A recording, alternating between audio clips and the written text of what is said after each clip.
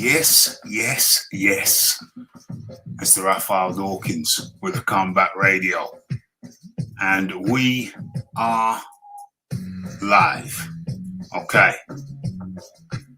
Let's try and get this thing in shape, ship shape, Bristol fashion.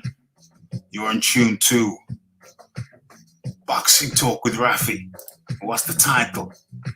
Let's get it in. Let's get it in right now.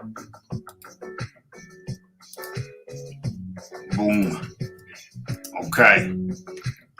Show that like so.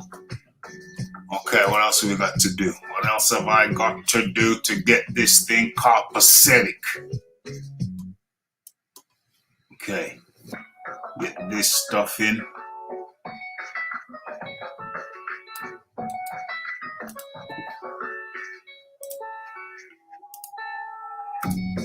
Like so.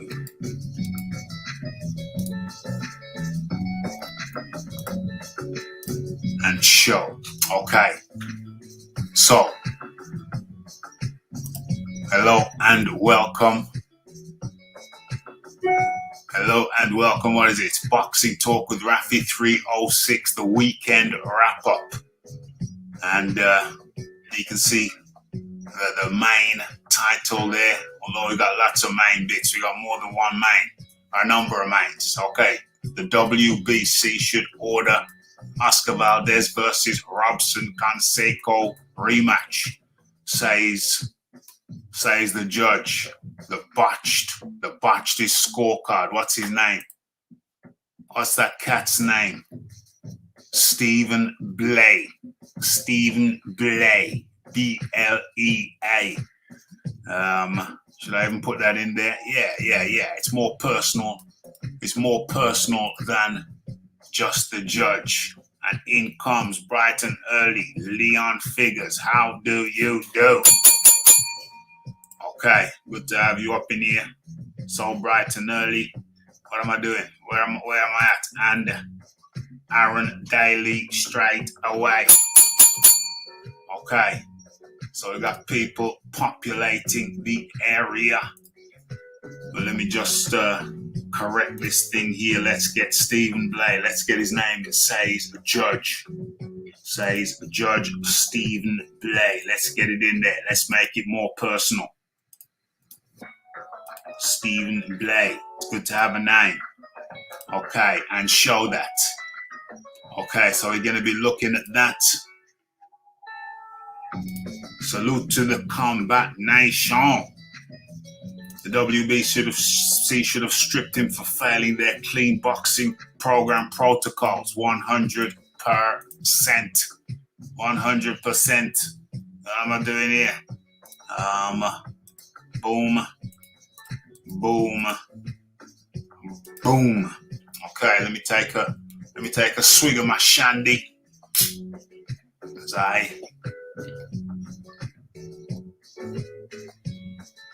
damn. Ice cold. Okay, that's good. Let me have a look over. Dang. Let me do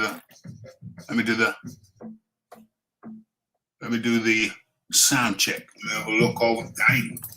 Let me do the sound check. Let me have a look over. Dang. Let me do the sound check. Is good. Okay. So let's have a look. Let's get the thumbnail in. Start the damn thing proper.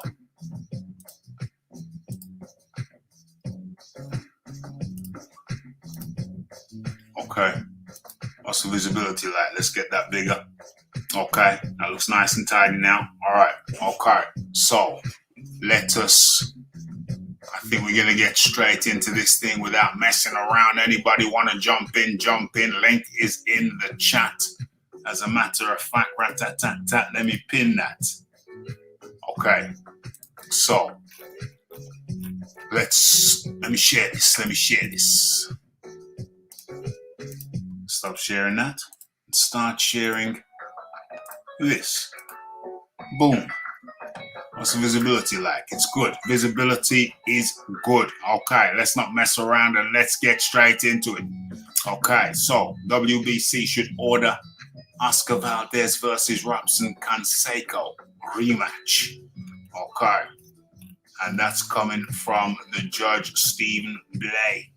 Okay, so in a surprising statement from one of the judges that worked last Friday's fight between WBC featherweight champion Oscar Valdez and Conceicao, the judge Stephen Blea is apologizing for his 117 to 110 scorecard. The score. Let's get this right. Scoring for the fight was dreadful from top to bottom, as Conceicao appeared to do more than enough to win the fight, in the view of many boxing fans. But shockingly, all three judges gave it to Valdez. Okay. The judge Blea, essentially gave almost every round to Valdez.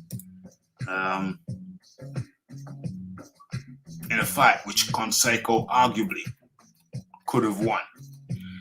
Okay. There's no word from the other two judges.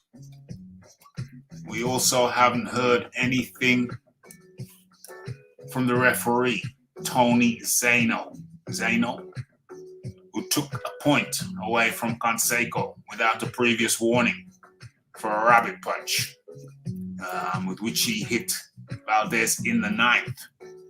Okay. Valdez hit Conceicao repeatedly in his left kidney area while the two were locked up in a clinch. Kidney punching is supposed to be illegal in boxing.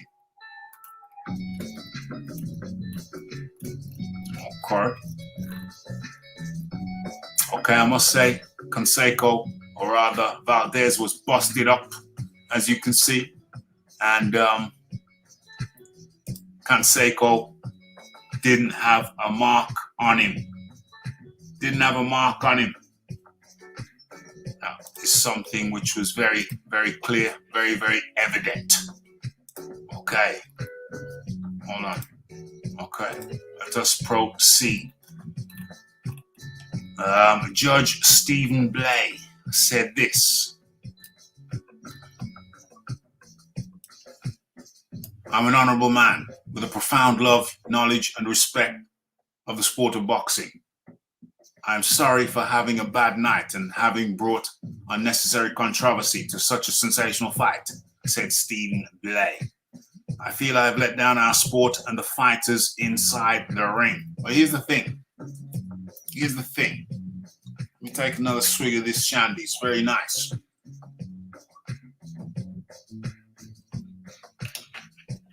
Here's the thing. Okay. He said, what did he say? He said, I'm sorry for having a bad night. Well, here's the thing. I mean, I can understand you having a bad round, being distracted for a round, but how the hell are you going to be distracted for the whole damn fight so you can't see who's really winning? And you turn in a scorecard. Well, it was a scorecard.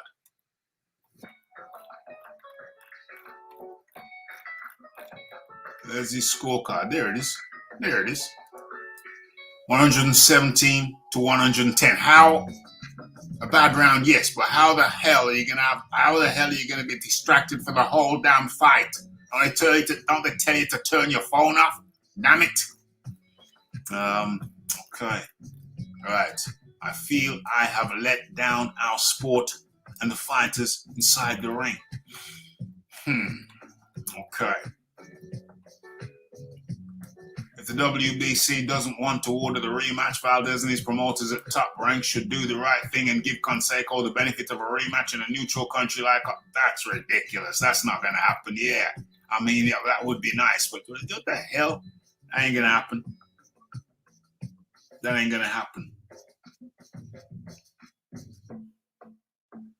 The article says Valdez isn't going to be able to magically make every boxing fan in the world forget what they saw last Friday night, with him winning a highly questionable 12-round decision over the talented Conceicao, who had never been 12 rounds before.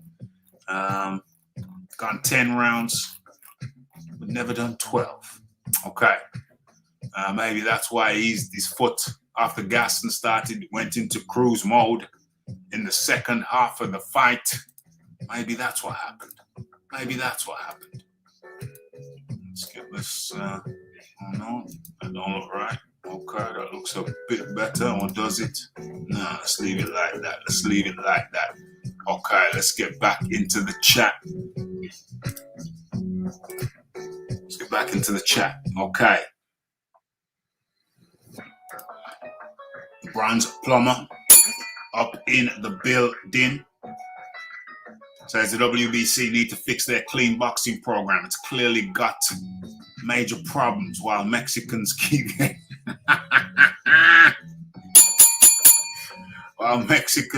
getting caught. OMG. OMG. What do I think? I think that Conceicao won the first 5. Valdez 6th. And kind of bossy. It was a tale of two. It was a fight of two halves. First half, Conceicao. Second half, Valdez. But I mean, even in the 9th round, when the referee took a point away, if Conceicao was winning that round, as many people feel he was, then doesn't that end up being more like a 2-point deduction? He was winning the fight. He gets deducted a point. Doesn't that end up like 2 points? I don't know. I'm not sure. But, yeah, it was certainly a foul move by the referee. No warning, just a straight point deduction. Yeah, clearly, something wasn't right. And, yeah, it was in Arizona. Yeah, I don't think they were on a level playing field. Let's put it that way. I don't think Valdez and Conceicao were playing on a level playing field. That much is clear. You don't have to be a genius to work that one out.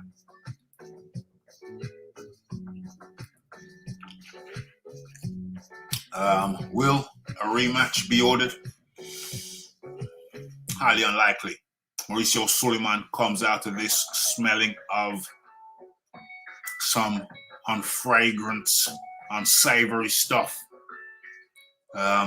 Mauricio Suleiman doesn't come out of this looking good at all. It's been a comedy of errors. Is it a comedy though? I don't think it's a comedy. It's very serious stuff. Brings into question the WBC clean boxing program. How clean is the WBC clean boxing program? Well, it don't seem very clean at all.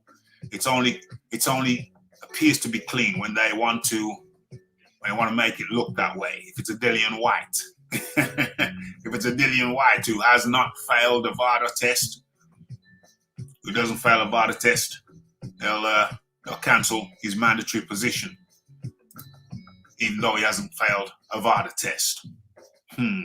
Yeah, very unsavory. Stinks. Let's face it, stinks. Stinks to the high heavens. The WBC have brought themselves into disrepute. They've embarrassed themselves. It's embarrassing. Everybody's embarrassed. It's awkward. It's unsavory. It ain't good. It ain't right.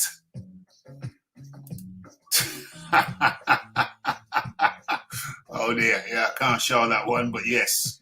Yes, it is most unsavory, Leon. Most unsavory. So what happens?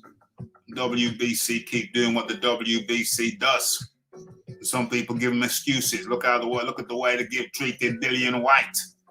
Yet people will jump up to defend their position. Well, go ahead and defend the WBC. It is clear what they're all about, and their clean boxing program is a laughing stock around the world. We're gonna get a bit deeper into that. There's some more. We got some more on that. Or in that vein, potentially. Okay, so what we're looking at here. Let's bring this down. Yeah, manageable. Okay, and let us move along. What's going on here? What's going on here?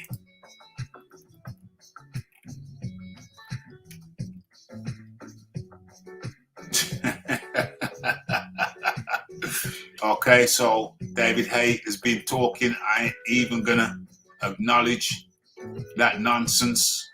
I ain't even gonna acknowledge it. What does he say? I ain't even gonna acknowledge anything David Hay's got to say. It's just a pure mockery. It's just a pure mockery. I ain't even gonna talk about that.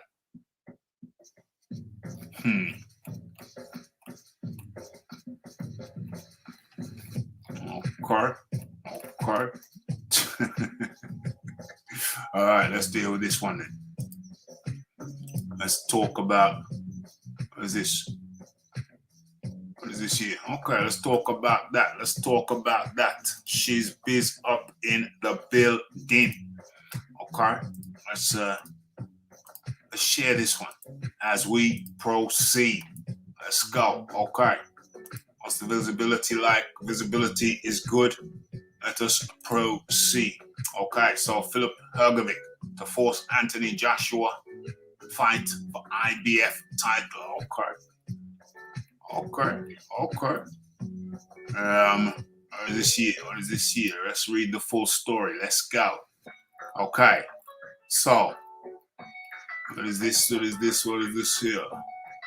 Filip Hrgovic, says the article, is merely one win away from forcing a fight against IBF heavyweight champion Anthony Joshua, ranked number 3 with the IBO Federation, Boxing Federation. What is this? I'm going to weigh ranked number 3 with the International Boxing Federation. What's that? The IBF, sorry.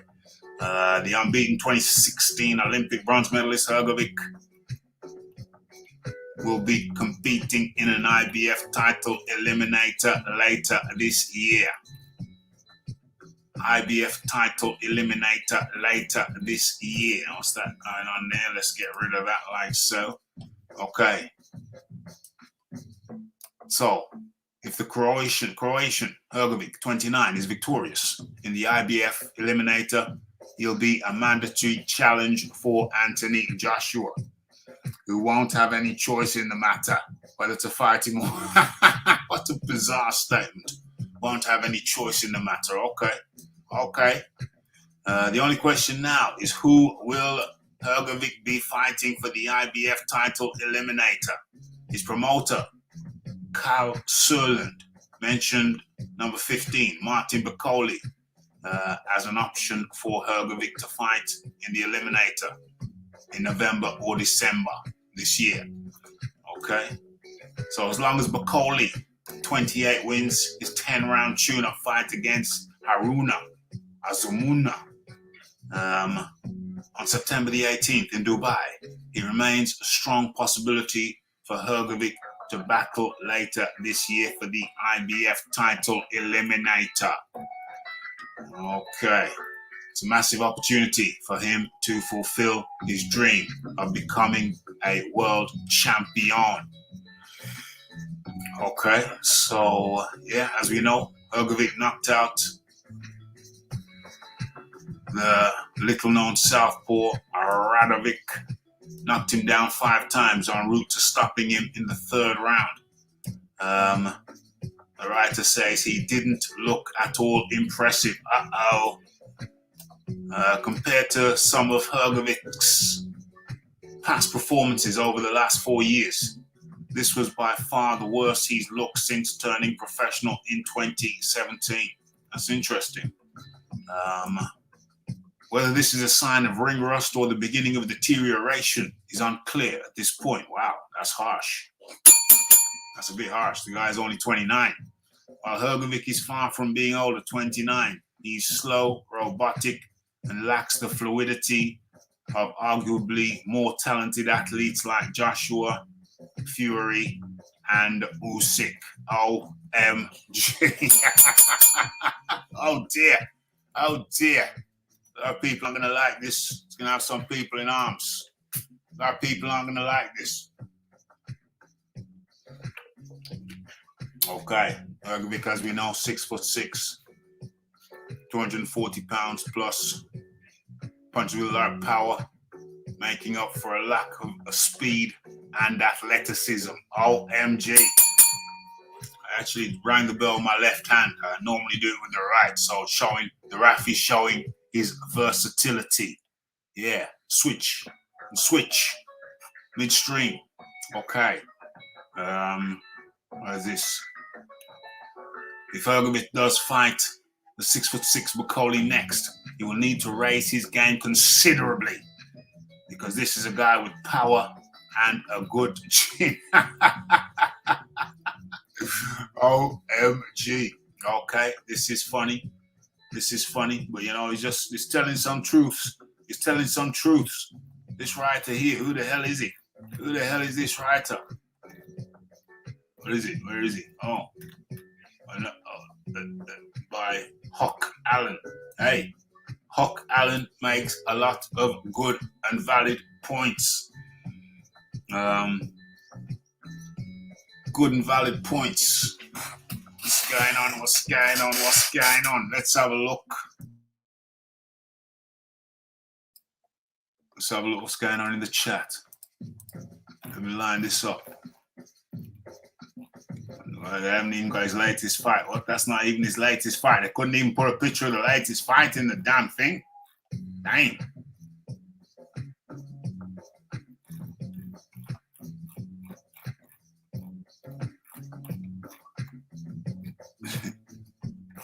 He does knock people down, so let's keep that in there. Okay, let's see what people are saying. She's biz up in the building. Okay, Hay is out to milk as much cash out to the fans as possible. He ain't getting a penny from me. He's a broken fighter, and he's known this for years. Broken since Klitschko. Hey, he's working the system. He built a name, and now it's just like I say, he's milking it.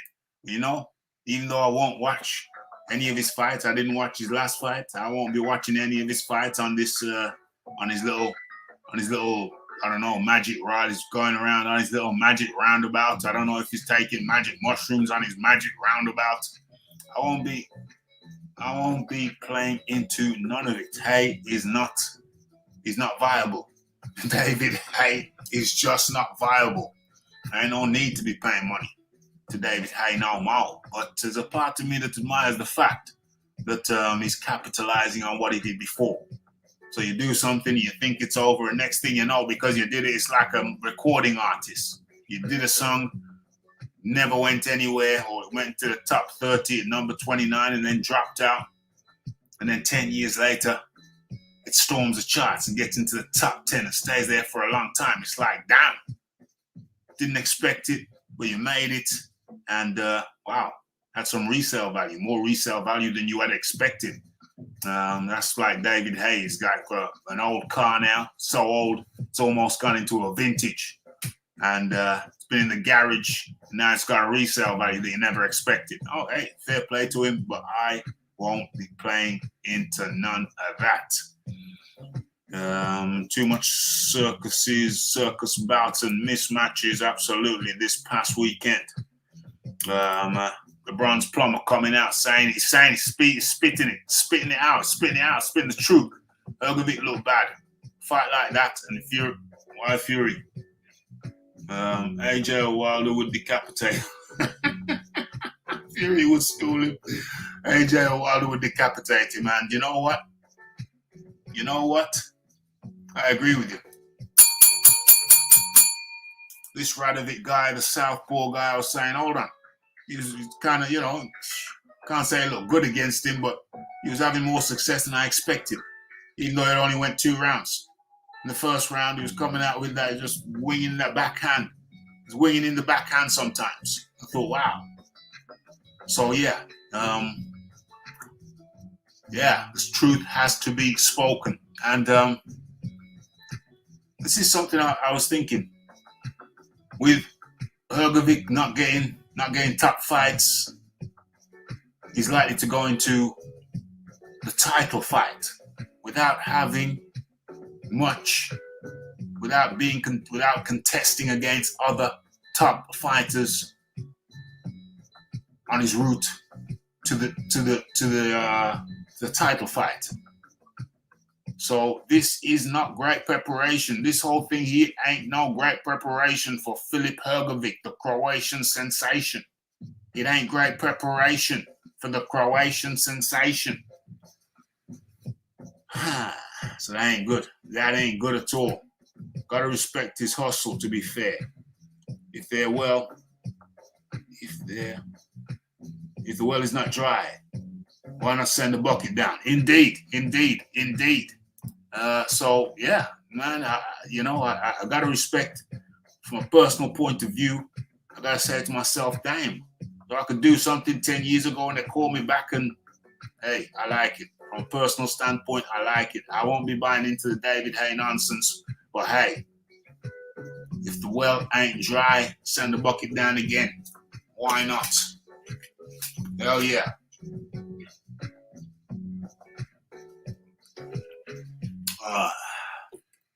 Tasty. Okay, so that's the Filip Hrgović. Not looking good. But then, is he fighting frequently enough to look good? Is he hurt? So, hey, something's got to change. He's got to attract. He's got to get more fights. He's 29 now. It's not as if he's a spring chicken. People talk of him like he's some kind of kid. Man's 29. He needs that competition. Lisa Bayliss up in the building. Okay.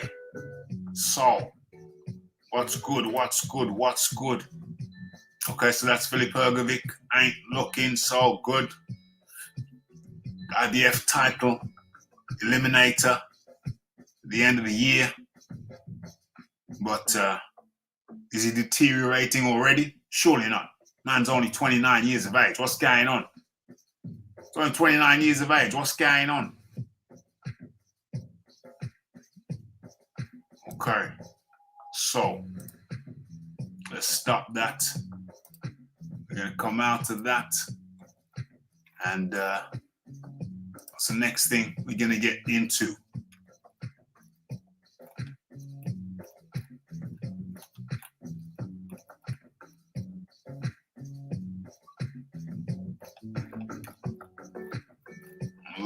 Looking at my options here.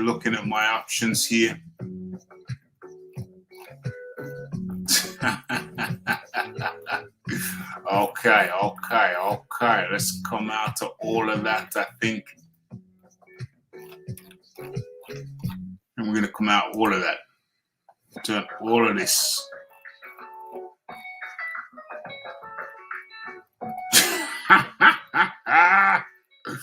OMG. I don't know how I'm going to approach this one. Okay. We'll get into this story and then work our way backwards. I think that's how we're going to do it. What's going on? Okay.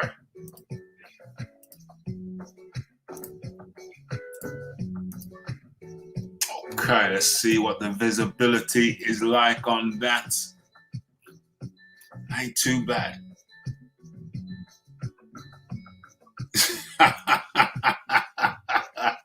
OMG. Mankini? What's one of them look like? Bronze Plumber? How many you got? What colors you got in your collection? Okay, so I guess this is how we're gonna how do I approach this? Tone up in the building. Okay, how am I gonna approach this? I didn't know the bronze plumber was so adventurous with his wardrobe. I had no idea. Okay. So where are we? Half an hour. Yeah, let's do this. Let's do this. Okay, let's talk about, and let's actually drop that and bring in something else. I got some better. Better for us to be looking at while we talk about this shiznix. Okay, so let's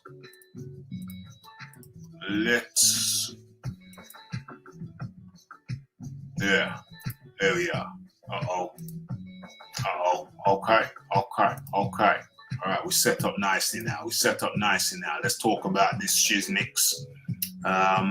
Okay, we all saw what's going on. Is that frozen? Is that even moving? Excuse me. Okay, so I think many of us will have seen this. Over the weekend, Friday, Saturday, Sunday. Okay. I didn't watch it live, but I heard about it and I caught the replay ASAP. When I heard that Evander Holyfield had been dropped and stopped in the first round of his fight against UFC notable fighter Vitor Belfort. Okay, a lot of people don't know that he got kicked in the jaw and got knocked out by Anderson Silva. By all means, go and watch that fight. That was an incredible fight in the UFC, probably around 10 years ago. Can't remember the exact year. But anyway, okay, we're talking about Vitor Belfort, Evander Holyfield. And let's talk about it. Okay, I didn't expect anything from Evander Holyfield. No one did. Matter of fact, everybody was kind of worried. And despite the fact that he physically looks in good shape, probably can still bench press nicely, do a few press-ups, we saw, well, just in his movements over the years, his speech over the years, everything slowed down. Everything has slowed down. And even without seeing him in the ring, just seeing him move, I was convinced that it was going to be a bad idea. I didn't see the shadow boxing. I didn't see the shadow boxing that he did immediately prior to the fight. But I did go back retrospectively. I did go back and look at that sparring that he did in the shadow boxing, and everything was so slow. It was so slow. And as this fight began, I found myself looking at the feet of Evander Holyfield, and they didn't look right. Didn't look like he had his feet under him. What is it? Motor neuron skills just slowed down. He didn't have his feet under him. The motor neuron to brain, the synapses, the nerve ending, whatever it is, just ain't working no more. Brain to feet ain't working no more. I'm sorry. I'm not laughing at the guy. I'm just laughing at how ridiculous it is. I remember a fight with two old geezers that was recorded, and everything was delayed. If Vitor Belfort was only allowed to hit Evander every 5 seconds, Evander would have been fine. He could calculate, if I've just been hit, take about 5 seconds to react and fine. But there ain't no such rule to stop Vitor Belfort hitting Evander with a combination. But you can just see, it's like what is he doing? He's taking 5 seconds to process every blow. And that won't go. That won't go. It ain't going to work, even in an exhibition.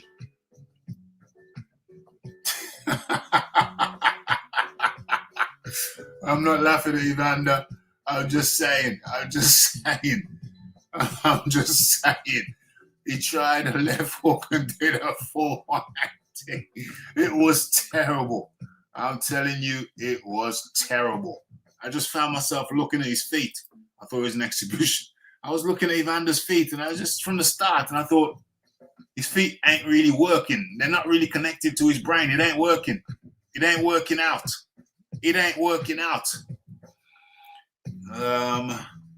Holyfield got how much? I don't know. I don't blame him. How much did he get? How much did he? Oh, glad Holyfield got out of there safe and well. He made what? He made $5 million. We do not want to see him in the ring again. He made $5 million. Wow. Well, I guess he saved the card. Well, he made an exhibition. Oh my gosh. I guess, yeah, wow. Well, I guess he saved the card, so they had to pay him. Holyfield had ice skates on. Yeah, ice skates on with rubber as well. I don't know. His feet. I was looking at his feet. I said, yo, them things don't work. Them things ain't connected. Them things ain't connected at all. And so I proved right. Watched him. He just did not have his feet under him at all. Not at all. From the very first bell, it was very evident to me that things weren't right. Something just ain't right, and it was the fate. OMG. Damn, this is thirsty work, going back for the shandy.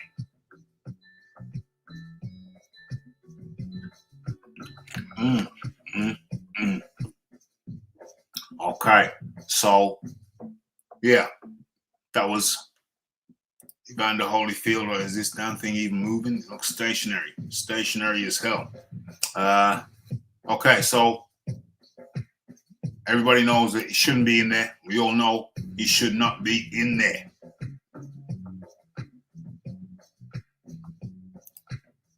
I would believe it was closer to the half a K, the latter. I would believe it was the latter. I just don't see where that $5 million is gonna pop up from. With Oscar being out. I don't know.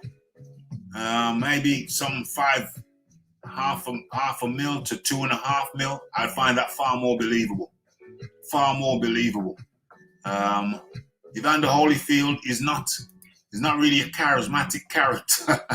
No disrespect. I mean, much respect to the fella. Veins. Apparently, Holyfield had problems with his veins before the fight. He couldn't get the needles. He had me going.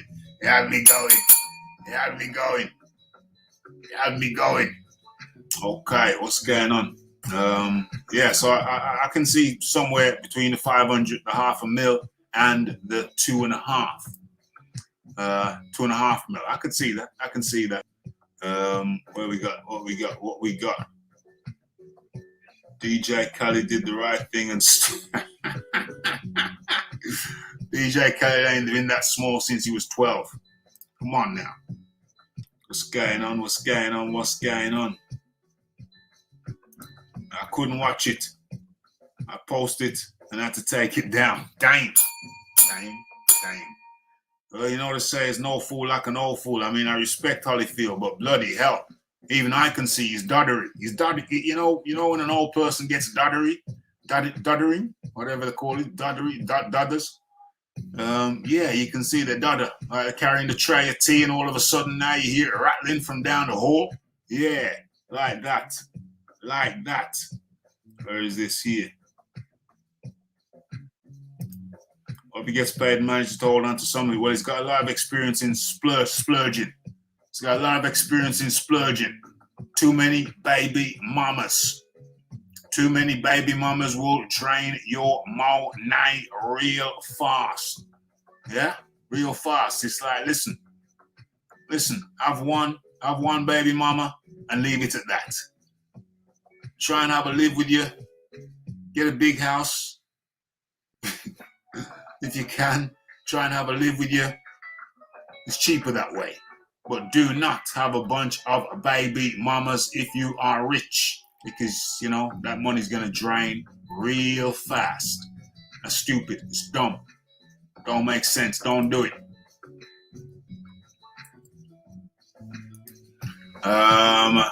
JJ up in the building. Hey Raph, do you think Mike Tyson is fit enough to fight someone like Belfort, or is he too old? Belfort, listen, Belfort has got that Brazilian juice flowing through his veins. As a matter of fact, rat-tat-tat-tat. Let me pull it up now.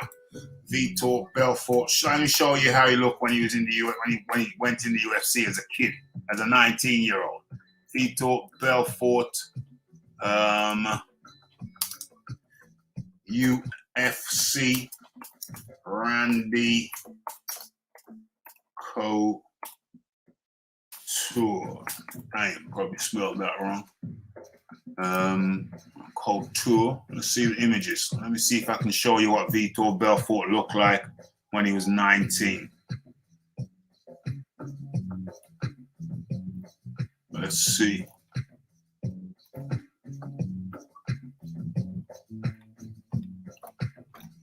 Let me see if I can find it. Hold on. Let's not be rude. Let's not be rude. Let's share this as I look.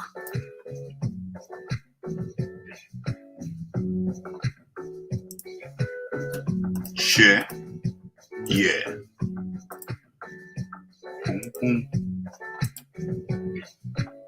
Okay, let's have a look. Vitor Belfort.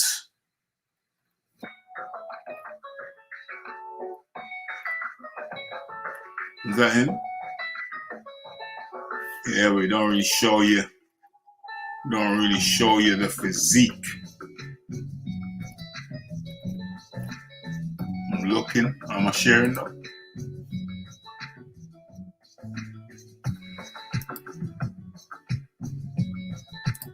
I'm looking, trying to. Oh.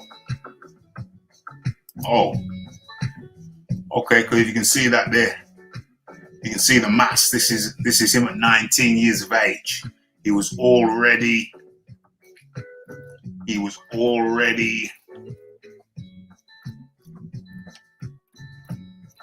blown up.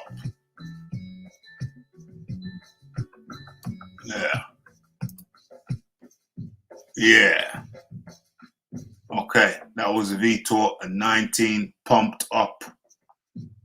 So, what question was I responding to?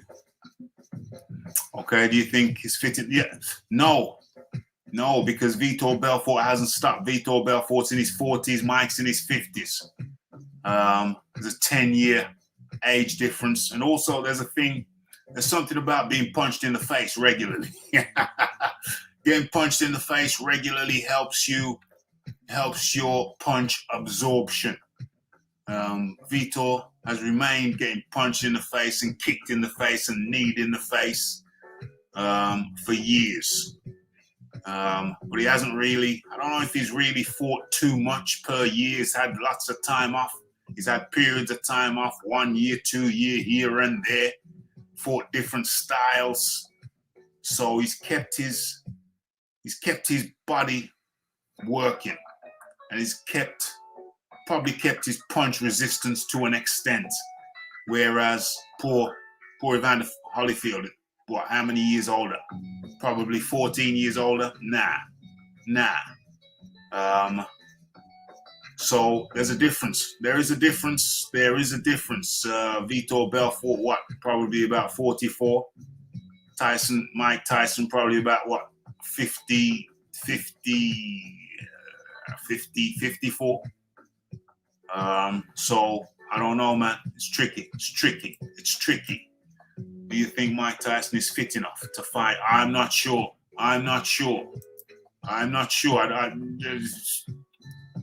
44 versus 54. A 44-year-old been pretty consistent in the game. I don't know. Tyson would have smoked him.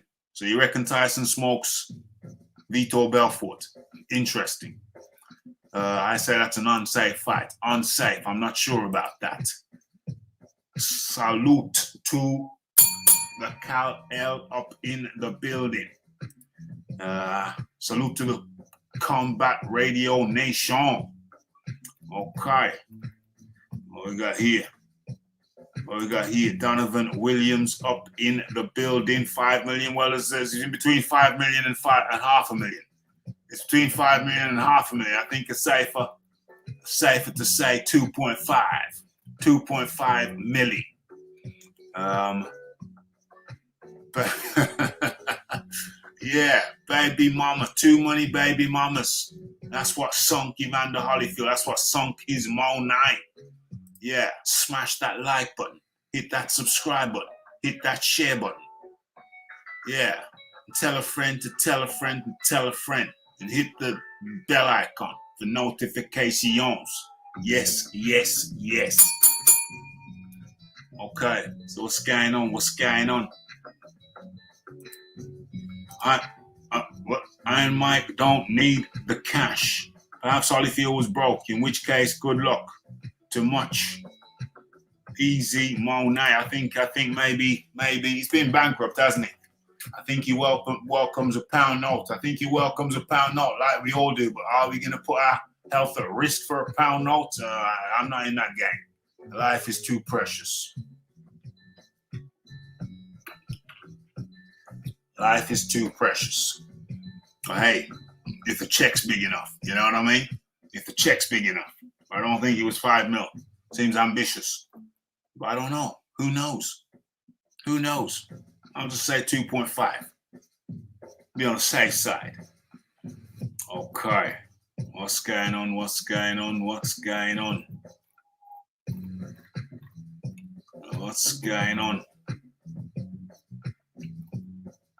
have a look.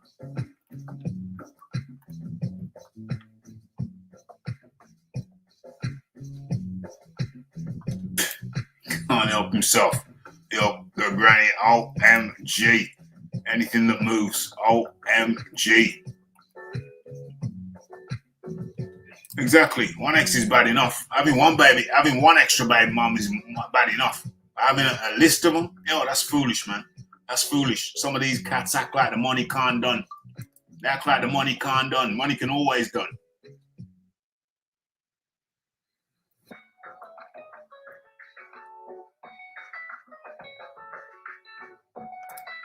He's not old enough to be called Victor Meldrew yet. I just thought his reaction to his victory was a bit overboard. Whose reaction? Vitor's?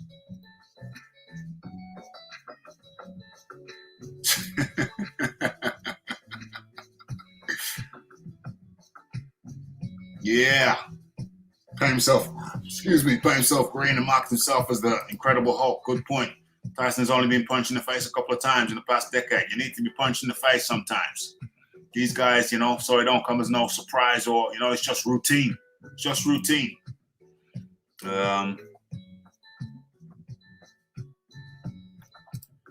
Well, here's the thing. I think Mike Tyson was a bit hesitant. I don't know. I'm not in his camp. I'm not in his mind. But I think Mike Tyson was a bit hesitant about getting there in the ring with Evander Holyfield again. I could be totally wrong. Maybe, Mike Tyson keeps his ear to the ground. Maybe he heard it through the grapevine that Evander just was nothing like he was. And people, if you got two eyeballs in your head, you can see the way he moves. Something ain't right. He's doddery. That's not the word, but yeah, he just, you can see, he just hasn't got his feet under him. If they want to give a legend like Holyfield a payday, why not? Have him replace 50 Cent on commentary or be a special guest. I don't know if, hey, sorry to say, I'm not sure that Evander Holyfield would be good in a commentary situation. I'm sorry. Maybe in between fights, but not in between rounds. Hell no. He's taking a lot of time to get his words out these days.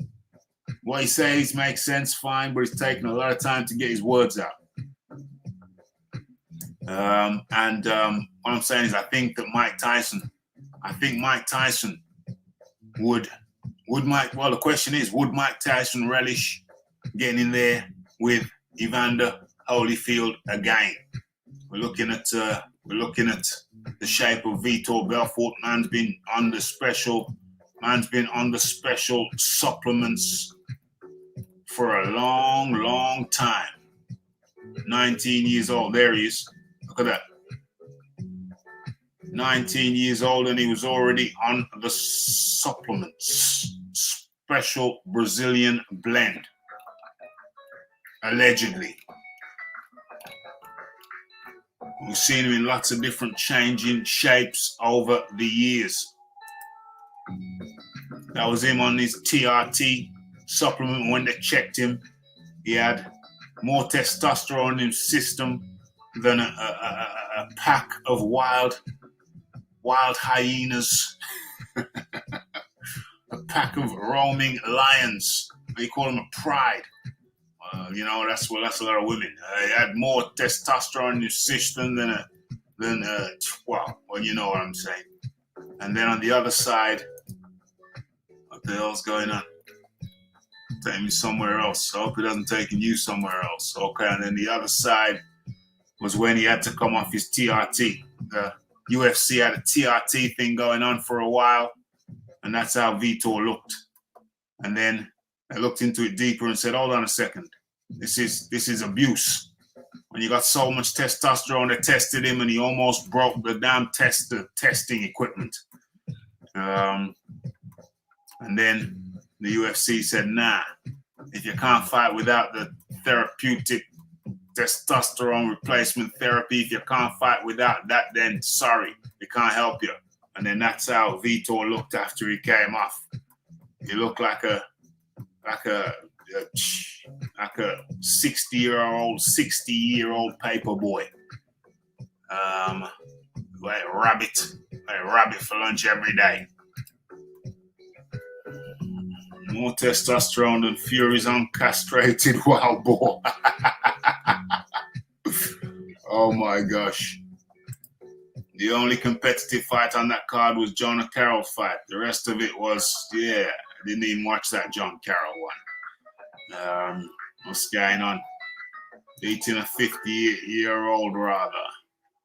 Belfort was smoking something strong, or is a funny guy if he thinks beating a 50-year-old is going to get 30, 40. Belfort's always been somewhat of a high talker. It's been a high talker with high numbers. He mentions high numbers, high talking, high numbers, high testosterone, synthetic testosterone. OMG. And Margaret Goodman, the head of VADA, she's come out and she's not very pleased with the testing protocol or the lack thereof. And I saw Vitor and I said, the boys on that Brazilian blend. The boys on that Brazilian blend. Okay. Yeah, man, 100%, always good. Come one, come all. Come one, come all. What we're looking at. Okay, so we have to come out of that and we have to segue into this. Let's get it up. Where is it? Oh, yeah. Oh, Lord. No, not that. Where is it? Hold on. Cancel that. Where is it? Let me get rid of that for a start. Oh, yeah. There it is. Let's share this. Boom. Oh, that's the one. Yeah, that's the one. Okay, I got to step away for a few seconds. Back in 30 seconds.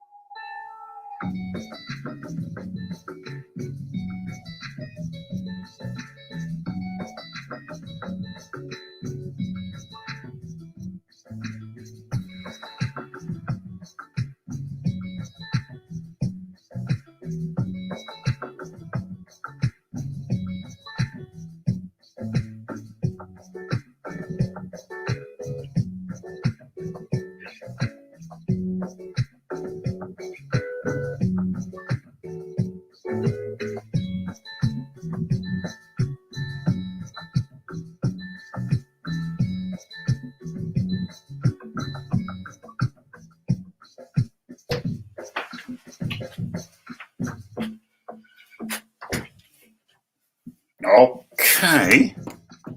Okay.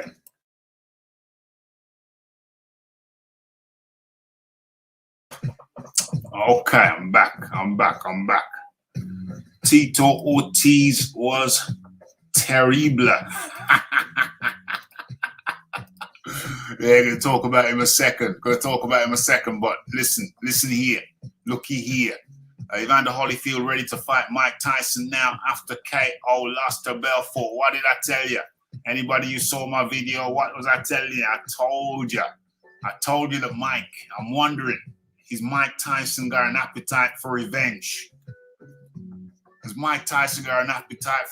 Because the Mike Tyson we saw compared to the Evander Holyfield that we saw, Evander Holyfield would take one hell of a shellacking. Nobody wants to see that. But would Mike want to see that? That's the question.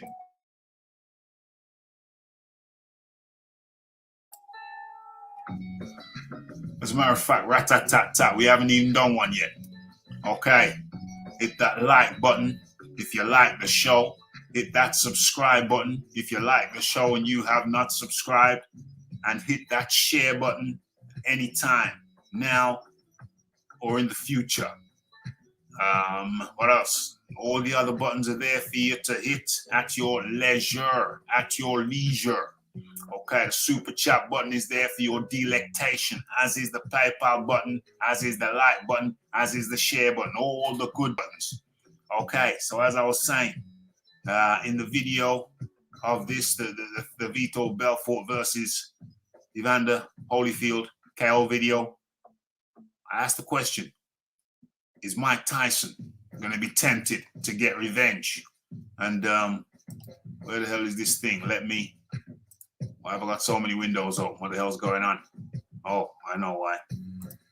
Okay, so let's put a poll up. I haven't done a poll yet. Let's do a poll.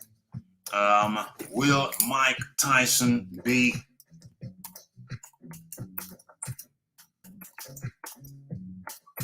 Will Mike Tyson fight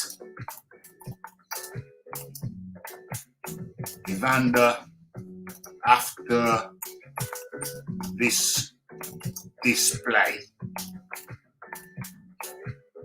Will Mike Tyson fight Evander after this display?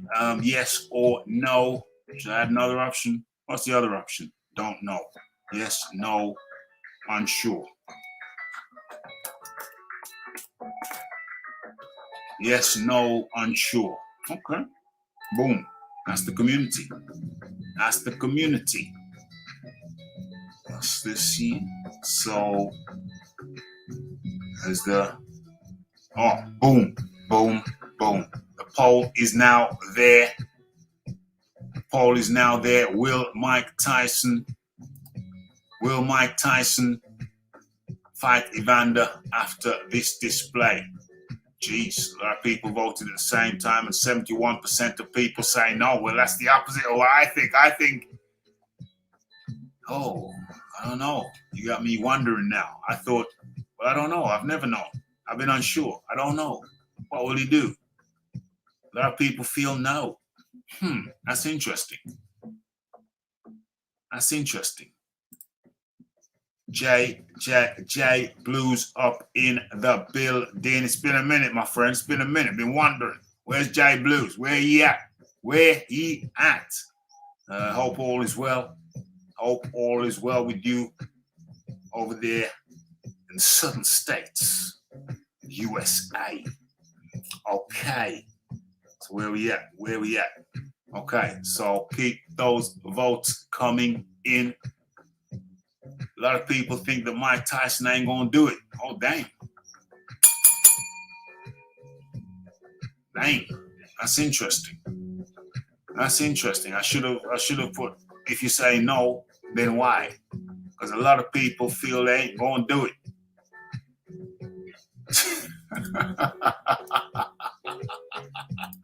For the love of the sport, can we just get him a sponsorship deal? Can we just get Hush Puppy? Can we get Hush Puppy to sponsor him? Or Skechers? some of them, you know, some of them soft soles, some of them soft sole shoes, you know, Clarks maybe. Get him a footwear deal or something. Get him a footwear deal. I don't know. I don't know. The feet don't seem to be working too well. The feet ain't coordinated now, Mao. Tyson will fight Fury next. Typical of Fury. Another lineal. Tyson will fight. Oh, that's what he said. That's what he wanted. Yeah, Luke said he wanted an exhibition with Luke. Said he wanted an exhibition with Tyson. Who do you think would win between Belfort and the young Fury? Belfort. Tommy Fury. Talking about Tommy Fury. Who do you think would win out to? Oh, that would be a nice scrap. I'd watch that. But that ain't gonna happen. That ain't gonna happen. Fury would have to build his name with another fight first, I think. And I think Jake Paul, despite all the other talk, I think Jake Paul favors Tommy Fury. So yeah, they're looking at Belfort. They're obviously going to say Belfort for Oscar De La Hoya if Oscar De La Hoya wants it. But that's an interesting task. Ask, does Oscar De La Hoya still want it after seeing Evander dispatched in the first round? That's a good question. How can Holyfield's son allow him to get in the ring? Conor Benn managed to talk his dad. No, he didn't. Conor Benn didn't talk his dad out of it. Nigel was going to do the fight. The thing that stopped the Nigel Benn fight and the, what was his name? Biko. Benn versus Biko. Was Ben's shoulders seized up. Both of his shoulders seized up. Apparently he was taking cortisol injections and his shoulders seized up.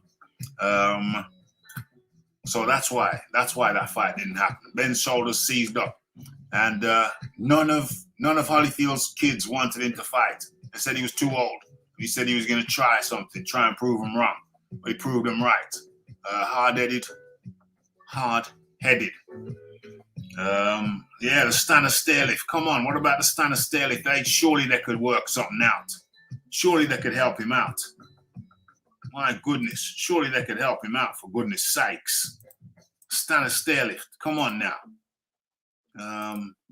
Those legs, man. Those legs didn't look too good at all. Those feet failed him.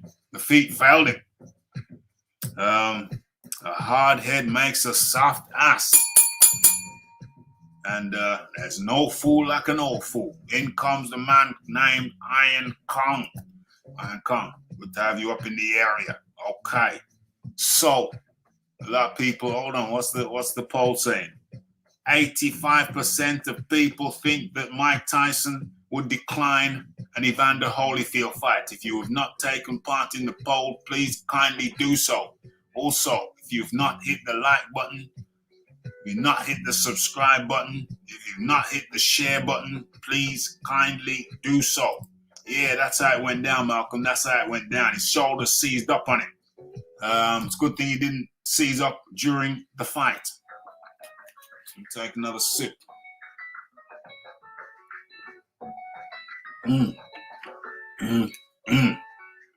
That shandy tastes sweet. OMG. Okay, so Evander, what did he say? But did Evander say he's ready? Did Evander say take it? Evander Holyfield ready to fight Mike Tyson? Let's have a look.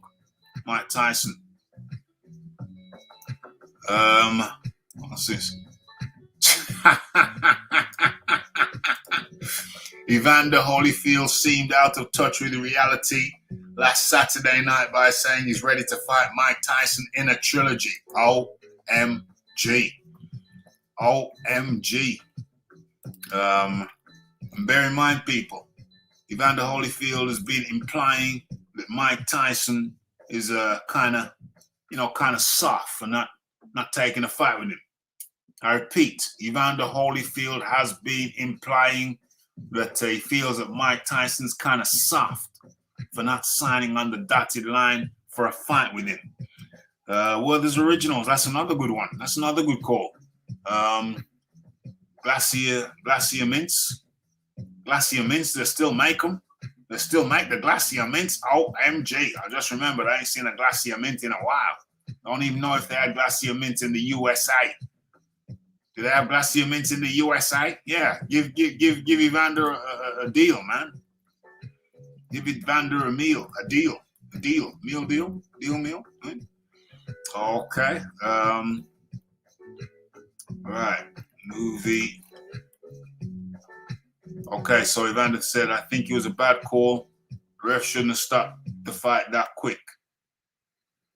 If the referee hadn't stopped the fight, Vitor would have knocked Belfort would have knocked Holyfield down again because he was unloading on him and he looked shaky. Yeah, didn't look good.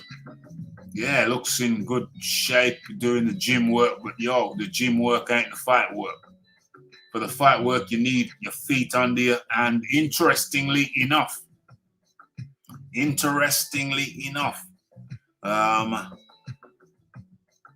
Evander Holyfield retired from boxing 10 years ago. Yeah, we know that. However, what a lot of people forget, yeah, that's 2011. What a lot of people forget is that 2007, the New York Boxing State Commission, Athletic Commission, whatever, ruled that Evander Holyfield's skills had deteriorated to a level that they would not grant him a license again. I repeat, in 2007, the New York Boxing State Athletic Commission, whatever they call them, said that they would not grant, they suspended him. They said, no, we're not going to give you a license again. We're not going to give you no license again because you have deteriorated to a level where we just can't do this. We just can't grant you a license again. It's over. Game over. 2007. And in an interview that I saw with Evander, he said that it took him 2 years to start looking good again after, some time ago. It took him 2 years. 2 years to start looking okay again. I don't even think he used the word good. He said start looking okay again. Yeah, and he didn't look okay last night. Far from it. So that's just something we need to bear in mind. Man has been off the boil for a long time. Okay. But let's get it clear. Evander Holyfield wants Mike Tyson. If I was in Florida, looked like they will allow anything. If I was in Florida, it looked like they will allow anything. Yo, hey, it's money. If it's making money, as far as they're concerned, it's making sense. Yeah, so bear in mind. Of course I would. Evander said when asked if he still wanted to fight Mike Tyson. Of course I would.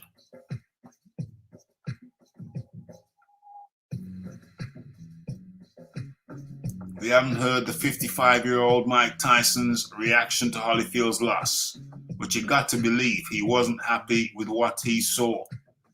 The guy pushed me. The guy is strong, said Holyfield of the 44-year-old Belfort, but I wasn't hurt. There was no shot that hurt me real bad. He got me with a shot and I was off balance. I'm not hurt. It's kind of sad, said Holyfield. So, what does he say? With Tyson, you can't rule him out giving Holyfield what? With Tyson, you can't rule out him giving Holyfield the fight anyway. After all, Tyson's recent exhibition match was against Roy Jones Jr., who was knocked out 5 times in the second half of one straight career. I don't know if that's comparable. Too many punches. He took too many punches to the head and too busy making babies. Uh-oh. We done talked about that. We done talked about that. Okay. I'm not convinced. I'm not convinced that Mike Tyson wouldn't fight him. But let's have another looky. Yeah.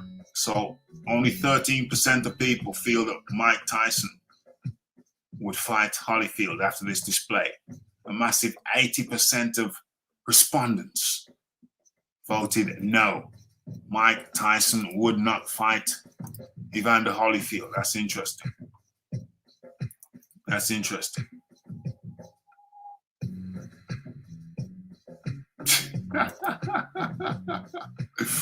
The only way Holyfield should fight Tyson is if they use those inflatable sumo costumes to fight. Yeah. I mean, hey, safety first. Father Time is undefeated, says Mad Chad Boxing and Sports. Okay. I think we've done that. Let's stop that. And as a matter of fact, let's get up. Let me get my screen up. Let me get my thumbnail up. And see what else is on there. OMG. We got to talk about Tito Ortiz and Anderson Silva. We can't just brush over that like nothing happened. Okay, we got Mad Chad Boxing. Let's have a listen. Mad Chad Boxing, how do you do? Hey, how we doing, man? Thank you for having me. Always a great show, great content. Thank you. Hey, it's good to have you. It's good to have you up in here. Where do you want to jump in? What's on your mind, Mad Chad? You just mentioned the Evander Holyfield thing, and I was saying a prayer for the man. 58 years old. That's just too old. We can see that he's already got a little CTE. Yeah. I'm glad he got the money.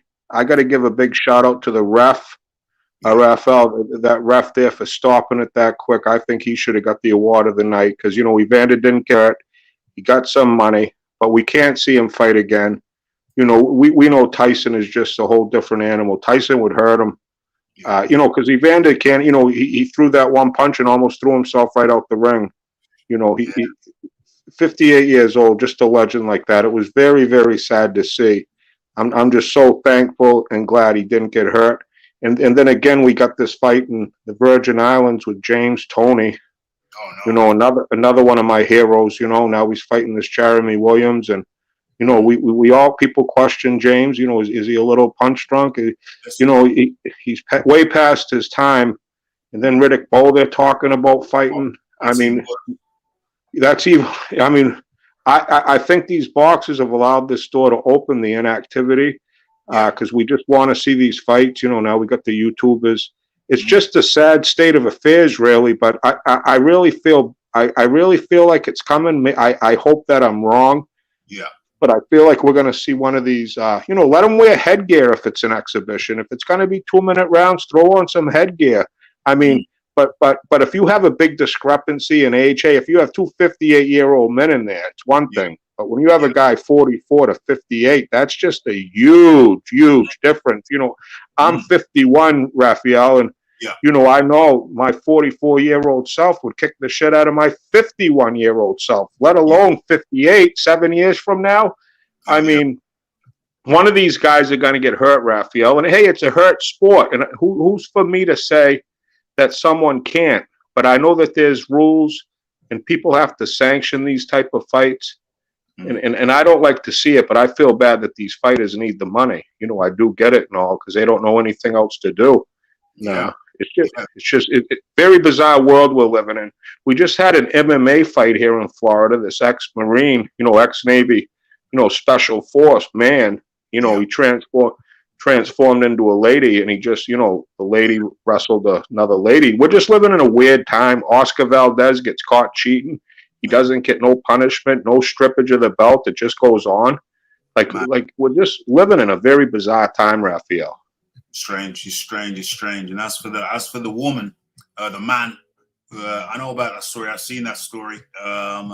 Why do women fight these men who transitioned to women? What? Why do women accept those fights? Women themselves, it's in their own hands. You know, women's rights. They fought for their rights. Well, why are they not fighting for their rights now? Why are they not fighting for? Why are they fighting transgender men? Huh.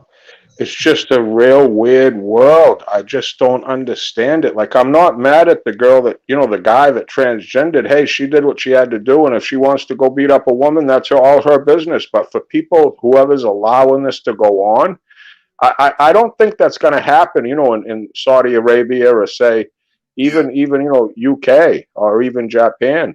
I yeah, mean, only it's just very bizarre to allow that to happen. And the girl that's probably fighting her probably needs the money. You know what I mean? She's probably a tough girl who knows what's going on, and she's like, "Fuck that! I beat up my boyfriend. I could beat the shit out of her." Who because a lot of these girls are very, very tough. Don't get me wrong. Clarissa Shields would kick the fucking shit out of me. yeah, Taylor girl, she would fucking knock my head off. And I'm a pretty tough guy and all. But you get in a world class when you got someone training. It's yeah, definitely a mismatch or an unfair playing field. yeah. I regardless. I don't know when I saw that. When I knew that.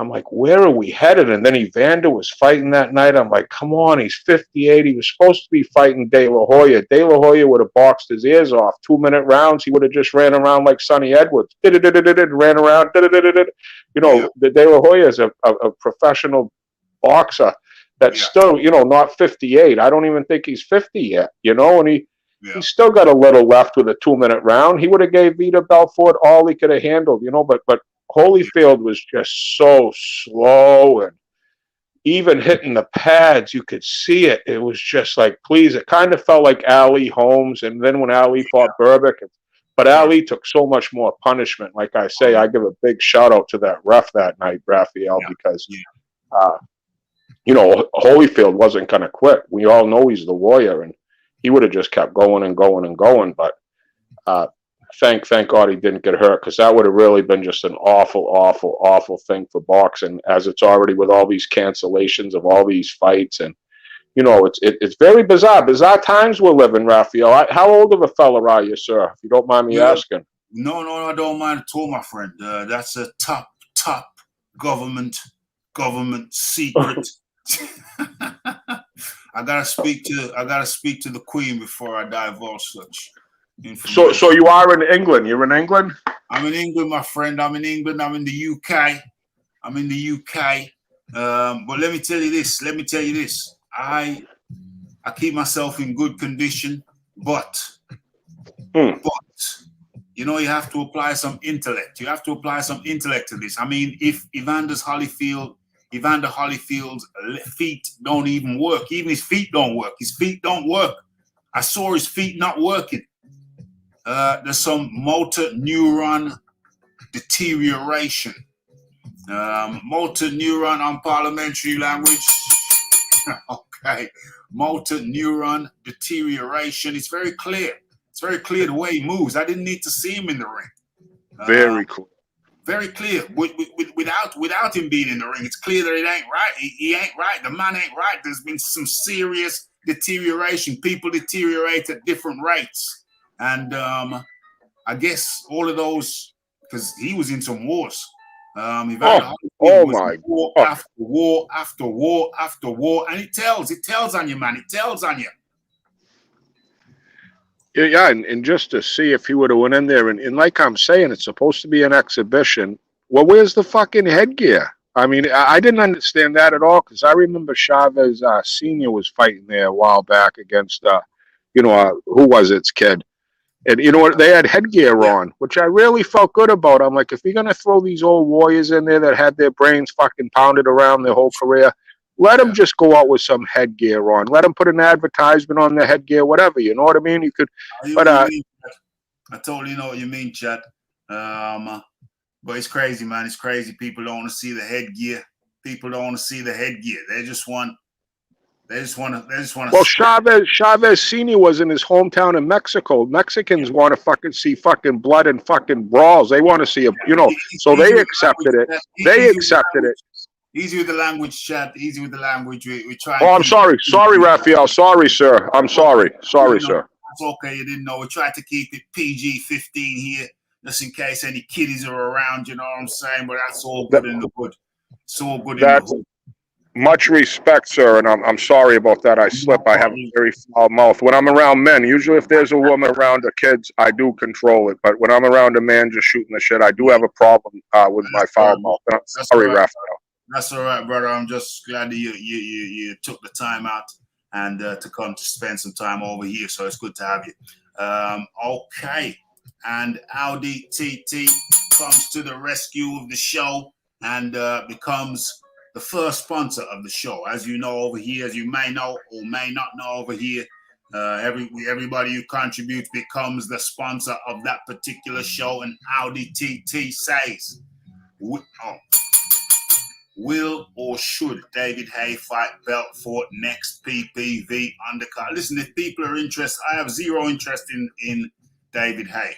I have zero interest in David Haye. He did what he did and he's finished now. I just don't have no interest. I didn't watch the fight. I don't watch his interviews. He's finished. He's finished. It's a mess. It's messing about now. Then he had a fight with his friend. That added insult to injury to me. That added insult to injury. Haye is done. The fight doctor up in the building. What are your views? How do you feel about Haye? Does he interest you? Because he interests some people. Raphael, you just took the words right out of my mouth. To be quite honest, not interested. There's too many young prospects, too many young fighters that I'm really interested in, and I'm really not interested. But I did watch his last fight for what it's worth, because I'm a junkie. I'm a boxing. I just love boxing. What was the fight like? Very, very nothing. Nothing. I didn't pay much attention. I wasn't glued. Yeah. Even Herkovich didn't impress. Even Yoka didn't impress. I was expecting a real lot out of those two. That's and those true. Two heavyweights. Those two, Herkovich is almost regressing. He doesn't have the cat twitch. He doesn't look sharp at all. Yoka only looks good when he can get his opponent, up against the ropes, and he doesn't want to throw his hands. And those two guys didn't impress me at all. Yeah, neither did I. Hergovic. I've always thought Hergovic, there's a lot of hype around Hergovic, but to me, he's lumbering. He looks lumbering. He's like a lumbering lumberjack. You know what I mean? He's got no zest. He's got no zest. Where's the pep in his step? Where is the pep in Hergovic's step? Doesn't have any. He's just, like you say, so lumbering. And I was expecting to see so much more because he has looked impressive in the past. He really looked like a killer, possible boogeyman. But after that fight, that Hunter guy must be saying, really? I bet a lot of people, I bet Herkovich's phone's ringing for people wanting to fight him now after that performance. That's a good point. That's a hell of a good point.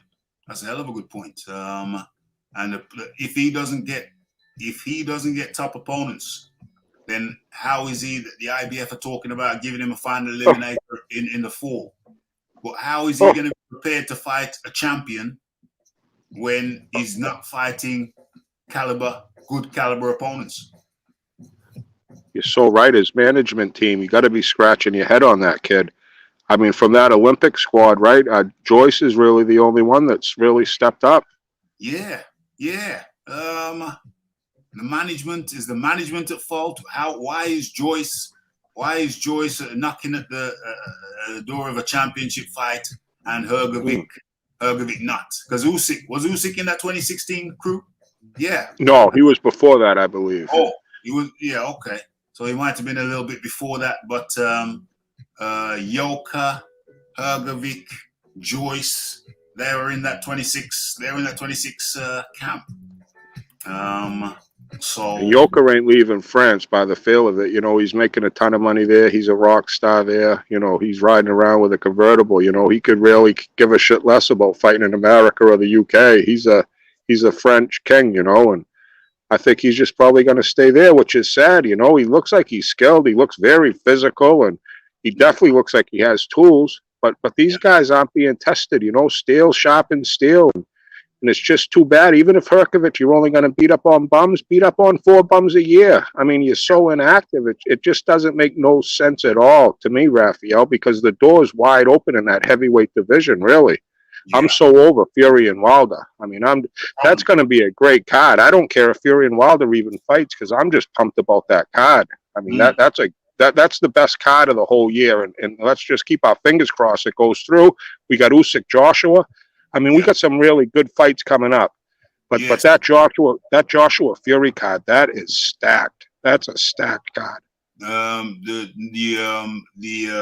Wilder, the Fury Wilder card, you mean? The Fury Wilder It's stacked with, you know, Hellenius versus Kowicki, and then you got Big Baby Anderson. You know, I'm big on this kid. He's a killer. He's 21 years old, you know, right from the streets of Toledo, Ohio. You know, who are we talking about?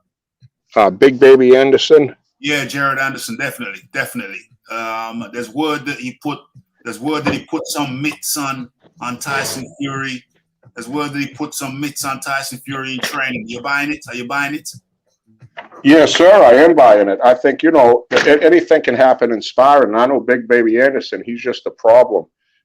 You know, he hits hard. He has real good hands. He's fighting undefeated Russian, Taveshkin or something, some kid, you know, big lumbering kid. You know, I think he's a big lumbering kid. I think Big Baby's going to get by him.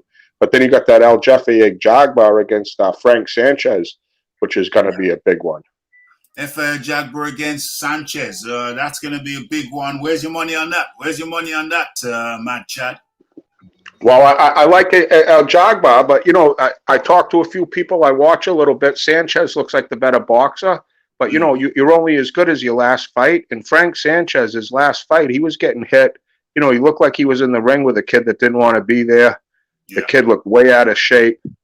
And I thought Sanchez was really going to dismantle him way before he did. And the kid almost kind of quit. It wasn't too impressive to me. And I think that El Jagbar, you know, he looks like a problem. He looks like he's got the dynamite hand. He kind of looks like a young Deontay Wilder almost, you know, and I like El Jagbar. He's a little bit of an underdog too. I think he's going to spark. I think he's going to spark Sanchez. Yeah, I think that too. Jagbar, he gets a little bit of criticism sometimes, but that guy knows how to throw a punch. That guy knows how to throw a knockout punch, and he works behind the jab. And he's with he left Ronnie Shields, or Ronnie Shields left him, and he went over to that cat who trains quite a few people. I think he trains Jared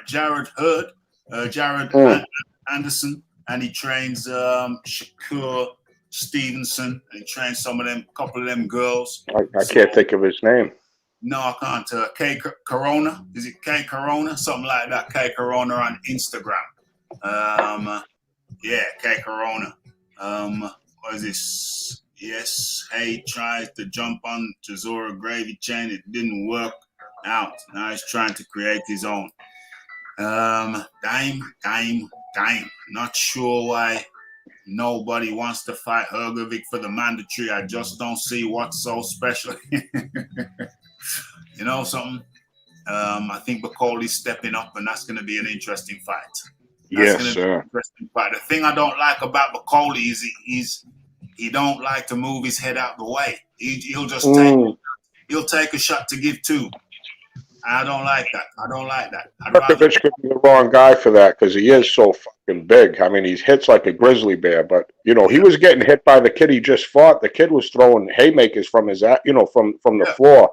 And you know, Herkovich didn't even move his head at all. Like he looked to me to have zero defense. Like straight line, right in the way. I mean, he didn't look he looked like he regressed since, the fights I've watched him before. He looks like he's going backwards. Yeah, yeah. I feel that too. But on the flip side of that, we got to give him the benefit of the doubt that maybe he's just fed up and just get this fight out of the way. Maybe he wasn't pumped for Bakoli. Surely we're going to see a different Filip Hrgovic. Surely, Mad Chad. Is he playing possum? Is he playing like, I'm just going to go in here out of shape, I'm going to get a little rings around my belly, and I'm going to go in there and look like a fool and just play around, so people will fight me? Do you think maybe? I don't think he's that calculated. I just think it's a question of motivation. It's like Chisora sometimes. If he's not motivated, he'll put on a very unimpressive show. But you put somebody with a name in front of him, and he's a different character. So I think we have to give Hrgovic the benefits of the doubt till we see him against Bakoli. Agreed 100%, because I think a lot of it, I did mention it and people came right at me. They go, no, it doesn't matter like that. I go, no, I'm just saying, when your level of competition is just, you can beat them in the middle of the night waking up. Yeah. You don't have, it's hard to get motivated, and it's hard to be at the top of your game. Like you say, you see a name that hey, this guy can hurt me. He might be able to, embarrass me. You're going to fucking be a different animal. In boxers, you only got one time to shine. And if you're not at the top, you're just a little distracted or not into it 100%, you're not going to look like you are. And I've seen it so many times with fighters. They just look so mediocre, meteor. And then you see him step up, and it's like, wow, they got a whole different gear. Yes. And we haven't seen that in Hrgovic. And like you say, you can't just disregard him because, he is a good fighter. He's definitely got an upside. Yes. But yes. So like I think we're gonna have to give him a pass on this one. And watch how he performs against Hrgovic. And I predict that his level will be higher because he will be motivated. Agreed 100%. Yeah, we got TKO22 up in the building. Good to have you. Smash that like button. Hit that. Well, I know you already subscribed. I imagine so. Foxing ban? Okay, boxing fan says Chicago, but I'm saying Boston. Mad Chad. Yeah, Portland, Maine. 100 miles from Boston. Oh, I got you. Is that the biggest city or next to you though, in Maine, Portland, Maine? Yeah, Portland, Maine's the biggest city in Maine, but like if I go to Boston, it's quicker to get to Boston than Bangor, Bangor, which is still in Maine. Yeah, I got you. Yeah, which is up north, we're right on the Canadian border. I live right beside an ocean, the Atlantic Ocean. Are you a hunter? You go hunting? No, I've never shot a gun in my life. I've never shot a gun. I shot a BB gun, but I've never shot a gun. I don't own a gun. I've never shot one. But that's hunting. Big time. So many hunters. You get out. Oh yeah, everybody. Yeah, big hunting. Big hunting and fishing. LL Bean. Everybody knows LL Bean. That's probably the most famous thing in Maine is LL Bean. I only know Maine because of Tim Sylvia of the UFC. He came from Maine. Yeah, big lumbering 6'9" fella back in the day, UFC guy. Joey Gamache is from Maine, the guy that trains Otto Wallin. Otto Wallin. Yeah, I know that guy. He used to be a fighter as well. Arturo Gatti almost killed him. There was a big, discrepancy in weight there. It was a big ripple in boxing at the time. Gamache almost got killed. Gatti was almost over 20 pounds heavier. But if you pull up that fight, Raphael, his head whiplash, like he was out on his feet. Then Gotti get him with another one, but his head hit the canvas, like almost like that Patrick Day type head snap. Horrible. And it was horrible. It was horrific. I mean, you could see the heart and the will of Gamache because he made it through the first round. And it was, I don't know how they allowed it to go on, and I think there was a huge lawsuit. I think he suffered some brain damage from it, but he's doing a real good job training. He had a big part of training Teofimo Lopez when Lopez fought Lomachenko, because before Joey Gamache was in the Teofimo camp, Joey Gamache used to help train Lomachenko. He was in the Lomachenko camp. And prior to going with Tio. So that was a huge advantage, I believe, for Lopez to have Joey in that camp. It kind of went under the radar. But you know, he was in that Loma camp prior to the, you know, so he knew the ins and outs because Joey's a little scientist. He's a little Yoda. Yes, he might have a, you know, his bell rung and all, but he's a, you know, and what he did with Otto against Tyson Fury. I mean, Otto had his moments there, and he's definitely I think a top 10 heavyweight in the world. People don't talk about him. I told Valine, well, he's going to have to prove himself, bro. I like what I've seen so far. Bro. I suspect he's a little bit underpowered in his fight with last fight with, who was that guy? The guy who just retired, beginning with the K, I think. I think Otto might be a little bit underpowered. But as far as technical boxing is concerned, if he'd have stuck to the game plan against Tyson Fury, he could have won. He could have beat Fury. Could have beat him, pure and simple. You know what I mean? So, yes. Maybe Hunter will grow a pair now and fight Hrgovic now. Maybe he will. Or time will tell. Okay, we got to move on. Let me just... Did you see the Anderson Silva versus Tito Ortiz fight? I did, and every time I watch Triller, it feels like I'm just like in the, Willy Wonka when Gene Wilder goes crazy when he takes the train. It just feels like such a bizarre trip to me. And I saw that, and then what I gathered, I'm like, this dude had to lose 40 pounds in how long? And I'm like, he had a whole 5 weeks to lose 40 pounds. Stop! That's just, oh my God! You know what that does to a body? And I'm thinking he's just fighting this guy that just beat Chavez Jr. in Chavez's hometown. I mean, this dude's kind of peaking as a boxer, and there he goes. Out go the lights. I saw that coming a mile away, and I really don't. It was a mismatch. It was just a complete mismatch. Well, here's the thing. Tito Ortiz was a UFC light heavyweight champion. That's Tito Ortiz. Hold on a second. What's going on? Okay, let me just get this up. Let me try and multitask. Boom. Raphael, again, thank you for having me. Thank you a lot. I follow your show. I'm subscribed, and you always put on great content. And I like getting people's views from outside of the US of A and stuff. You know what I mean? Just seeing what they're saying from across the pond. 100%. It's always good to have people jump on. So, yeah, hit that like button, you lazy shizzles. Well, so what I'm saying about Tito Ortiz is he was a UFC light heavyweight champion. That's 205 pounds. Anderson Silva was the middleweight champion. That's 185 pounds. 185 versus 205. So Tito is the bigger man. But that's when he comes into fight that he knows that he's going to be required to be around the 200 pound, the 205 pound. So he got down to, it should have been 195, but he got down to 200. Got down to 200.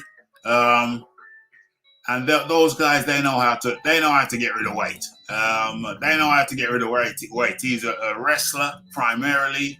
Anderson Silva, a striker primarily. But Tito knows what weight he needs to be. So he got in there. It's 2-minute rounds as well. It's 2-minute rounds. So he got in there. He knew it was boxing. He took it on, and he knew what he was getting into. Nobody put a gun to his head. Was it 5 weeks? 5 weeks. Nobody put a gun to his head. He's the bigger man. So, to be honest with you, I thought it could be a problem for Anderson until the fight started. And I saw Tito Ortiz in some kind of strange stance with his hands down. Why the hell are your hands down? You've been training boxing for years.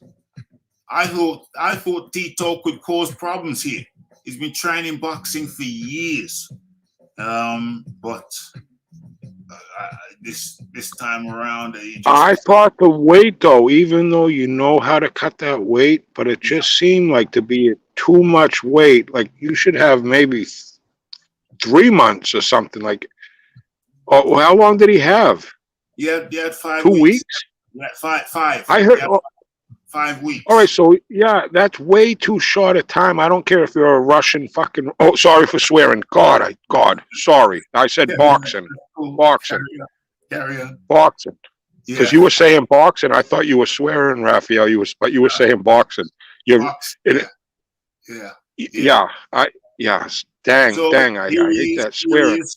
Swinging and swinging and swinging. He's swinging and swinging and swinging. Yeah. Looked like he didn't. He looks like he had no clue about boxing. No clue.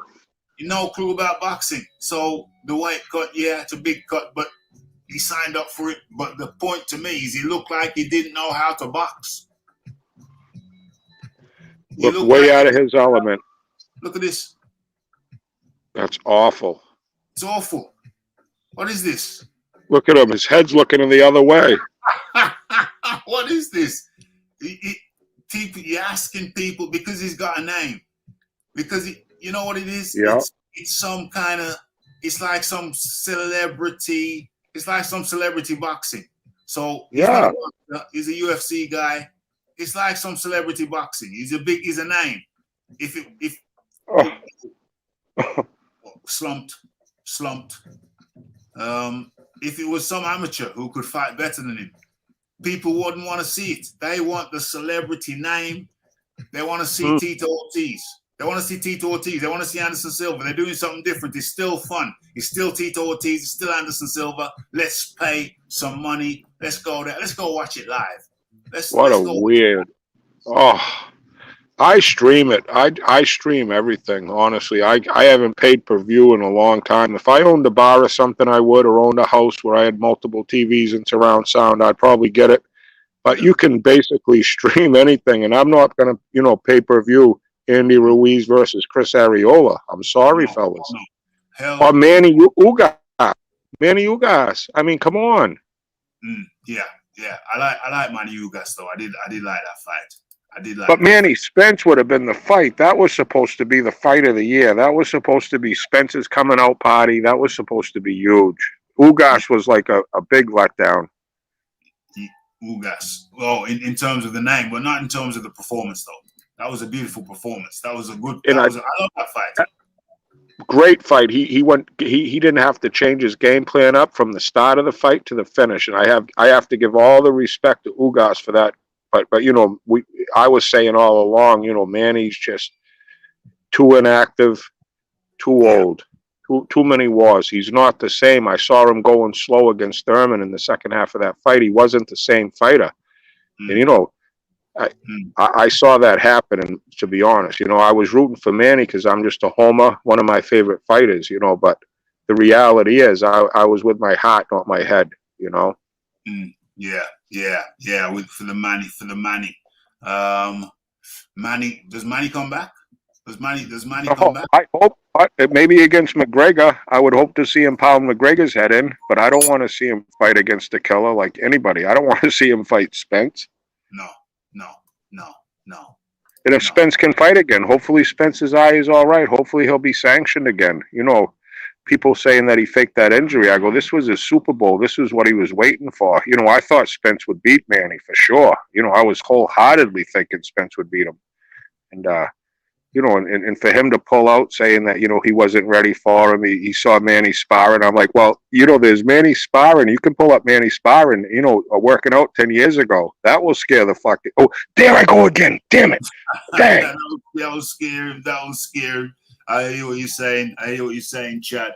And I'm thinking, come on, Errol Spence is not. This is his biggest payday. This would have been his legacy. He would have got more out of it than Ugas because he's at least here in the States because he's a big name with the, that would have been his Super Bowl. And to back out of it, no way. That you don't fake an eye injury. You just cannot fake an eye injury. And exactly. I just hope Errol gets back, but I hope Manny definitely stays retired or comes back and cashes out beating up McGregor. Yeah, I'd love to see that too. McGregor, there's some footage of McGregor throwing a drink over Oh, somebody or trying to. Machine Kelly, a 6'4" guy with diamonds in his face. Yeah, At the just a string bean. He weighs 100 pounds. It's like yeah, McGregor is such a punk, and then he tried to sue Manny too. So I think there's even some legality. He's just such a punk. he Uh, is. He is. he He is is. a certified punk. Yeah, no class, I'm afraid. No No class. class. Overstretched. What was this? Overstretched chin, square up. No Oh, boxing talent whatsoever. No boxing none. talent whatsoever. Look at this. No boxing talent whatsoever. And Embarrassing. he's got the audacity to be talking about. He's got the audacity to be talking about. Yeah, he's ready for another fight. He really wants to get into this boxing. You can't box. You're 40 odd years old. You're 45, 46, 47 years old. What the hell are you talking about? What the hell are you talking about? You can't box. We're talking about the next fight. This is celebrity. This is celebrity fighting. This is celebrity fighting. Is Guys who this where it's going? Is this where it's going, this Raphael? is where a part of the market's going, a part of the market, not the whole market, but there is a corner. There is a corner in boxing which is now celebrity boxing, and people want to see it, and it will stick around for as long as people want to see it. And I have to hold my hand up. I was curious about what would happen in this particular fight. Middleweight Anderson Silva versus, see, it's two UFC guys who in a boxing ring now. There's a market for that. I'm telling you, there's a market for that. It's not the whole boxing scene, but there is a market for that. And Jay Blues, I have to tell you, it was a stupid o'clock in the morning over here. And when I saw Tito that way, I burst out laughing. I think I might have woke my neighbors. The volume of the laughter, the comedy value of this action in the corner, it had me laughing multiple times. Every time I saw a replay, I burst out laughing again. He hit the rope good there. Good right to the rope. Yeah, right to the. Oh my gosh, right to the rope, and then when Anderson comes under, when he threw that last right there, Anderson was like, "Now it's time. Now it's time. What are you looking at, kid?" Yeah, Tito's punch resistance is not good at all. That 40 pounds, though, when you cut that much weight, you're almost dizzy going into the fight. I just that was the red flag to me when they said, even the girl before, like he was walking out, the pretty girl was like, and you had to lose 40 pounds or something. He was hopping up and down. He didn't want to talk about it. He's like, yeah, I almost died. But, the weight, that much weight, I don't know. I know they have everything to do it, but at that age, yeah, I think, maybe his punch resistance already ain't that good, but when you cut that much weight, you're just not that going to be good. You just can't be. It's a fair point. It is a fair point. That's a lot of weight to cut. It is a fair point. 40 pounds, think about it. That's a lot of freaking weight in a month and a week. No. What was it? You said how many weeks? 5 weeks? 5 weeks, yeah, that's right. Yeah. That doesn't make sense to me. 40 pounds in 5 weeks, that's crazy. It is crazy. But these guys. And then to get in the fight with a freaking killer. He is a killer. That just walks around that weight. Like he didn't have to cut weight or nothing. He was eating steaks, dehydrated, working out, feeling good and comfortable. Yeah, that's true. And probably no steroid tech. They probably didn't have drug testing. So probably Silva. There's no drug testing. There's no real drug testing. So Silva was on the Lance Armstrong for sure. Well, maybe not. If Silva don't look particularly, ripped. I think Lance Armstrong didn't either, though, because they have those different things, that give you just stamina. It's stamina. That's EPO. But Tito's long been reputed to be, they say he's got the GH head, the growth hormone head. He's reputed to be a big growth hormone guy. And absolutely, he definitely looks like a hormone head for sure. But I don't have any papers to prove it, and hey, all I have is my opinion. And, like I said, if someone had a gun to my head, I would say, absolutely, this man has done, Yeah. growth hormones. Absolutely. Yeah, absolutely. Absolutely. And I think it's Anderson Silva who popped dirty in the UFC. Tito Ortiz never did, to the best of my knowledge. Right. And Tito's done way more. I'm telling you. Yeah. But it's like they all do it. It's just like when you get caught, that's when I have to question it, because how did he get caught? I mean, are you being that stupid? Because I think they're all basically doing in every sport. I was watching the tennis girls. There was this tennis girl, I can't remember her name, but man, she would beat up Martina Navratilova. This girl was a broad-shouldered, muscular girl, and I'm like, she's on some sort of juice. And I'm like, I'm wondering if the U.S. Open is testing for, drugs, because drugs are in every sport. Drugs are in every sport. That's a good question. Are they testing? I see golfers now. They hit the ball 700 million yards because they look like weightlifters when they're hitting the golf ball. I'm like, what the heck? I mean, I think they're all juiced to the gills. I mean, it's just in every sport because there's so much money involved, and everybody's looking for that edge. Everybody is looking for that edge. And you know something? Mad Chad, I think I'm going to do a little quick test and look, but I think we have done it. I think we've done everything that was. Oh, no, that's one something I forgot. Billy Joe Saunders. Billy Joe Saunders says that he'll only come back. He will only come back for Chris Eubank Jr. Let me see. Boom.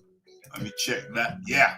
Billy Joe Saunders right there. He will only come back for Chris Eubank Jr. And he wants 5 mil, not a penny less. 5 million pounds sterling.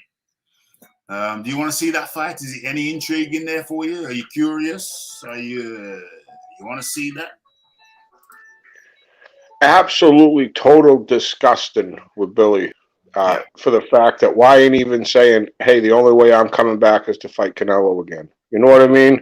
If you're trying to be called the chicken, whatever, you quit on your stool and everything, the first person you'd be wanting to call out is the man that did it to you. Yeah. And for him to calling this out, it just doesn't make sense to me. Again, we're living in a weird world and he's asking for 5 million. I mean, silly. It's almost silly, right? Is it silly, Raphael, or am I just looking at this with a different? I think it's silly. I think say you're interested in the fight, say you want him, but don't say if I don't make this figure, then it ain't. Yeah. Say that. Maybe say that behind the scenes. Maybe say that personally, but don't say that to the public. Don't say that to the public because then it feel like, well, are you coming back to fight or are you just coming back? What if he eats you in the same eye? What's going to happen then? What if he eats you in the same eye? You're just going to say, yeah, it's cool. I got my 5 mil. Thanks. Bye. Okay. Thanks. Bye. Yeah, not good. It just feels like the wrong thing to be saying, and I think it's just maybe his character, honestly, Raphael. I've never really liked the way he's talked or acted. I thought it was rather immature and kind of disrespectful a lot of times. Yep. I've never been a fan of him. And I think his true colors are kind of just really being shown here. You know what I mean? And I think he's silly. I would watch the fight because I'd hope Eubanks would knock him out. I'd hope that, but it wouldn't intrigue me. You know what I mean? It wouldn't because I could really give a shit about Billy Joe, to be quite honest. Yeah, Billy Joe. Billy Joe is just. He's an interesting character or a disinteresting character. Is he of good character? That's the question. Is Billy Joe of good character? That we're gonna have to wait for Billy Joe to come through with the answer to that. But Mad Chad, something. It's been great talking to you. Don't be a stranger. Anytime you want to jump on, my friend, you feel free to do so. It's been great talking to you. And I know that the people out there would have appreciated your contribution. So, Mad Chad, Thank you. God bless, Raphael. Great show. Everybody in the chat, God bless. Everybody have a great day. Say your prayers, brush your teeth, and, let's go, baby. Let's go. And thanks again, Raphael. Have a great night. Thank you. That was the Mad Chad. Much appreciation goes out to the Mad Chad from over there in Maine. Right up there by the Canadian border, but he don't hunt. It's big hunting country, but he don't hunt.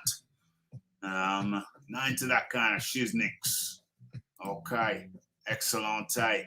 I think we did it. Thanks to Mad Chad. Thanks to Audi TT for the sponsor. He's the official sponsor of the show.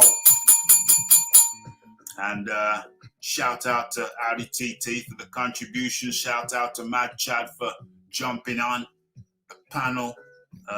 Shout out to everybody for coming through with your contributions, with your observations, and putting down there in the chat.